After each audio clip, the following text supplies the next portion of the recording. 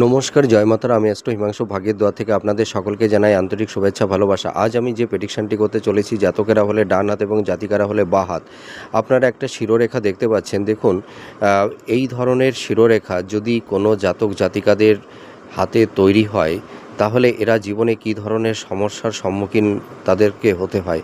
দেখুন, এই শিরোরেখাটা মানে কাটা কাটা দেখতে পাচ্ছেন।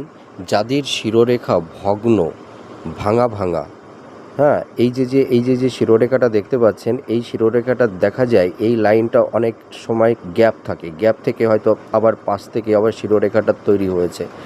আবার অনেকের শিরোরেখায় এরকম কাটা কাটা সাইন থাকে, ঠিক আছে, ছোট ছোট রেখা দ্বারা এই শিরোরেখাটা কাটা থাকে। এবং যাদের শিরোরেখাটা মানে খুব হালকা থাকে, মানে অতটা ডিপ থাকে না, ঠিক আছে, মানে অনেকের আছে না যে এই রেখাগুলো খুব ডিপ, কিন্তু তাদের এই শিরোরেখাটা খুব হালকা, ঠিক আছে, এবং ভগ্ন এবং এরকম কাটা কাটা থাকে। তা যদি কোনো জাতক জাতিকাদের শিরোরেখা এই ধরনের হয়ে থাকে, তাহলে আপনাদের জীবনে কী ধরনের সমস্যা আপনাদের ফেস করতে হয়।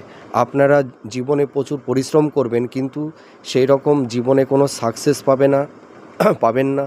কর্মে নানাবিধ বাধার সম্মুখীন আপনাদের হতে হবে।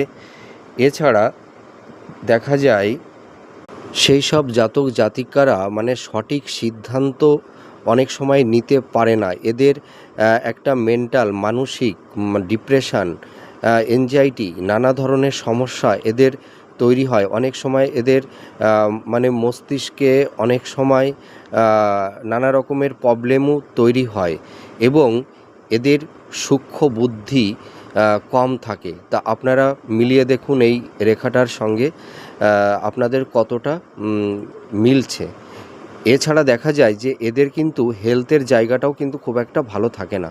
শরীর স্বাস্থ্য সংক্রান্ত বিষয় নিয়ে নানা রকমের সমস্যায় পড়তে হয়। তা জয় মা তারা, আপনারা ভালো থাকবেন, সুস্থ থাকবেন।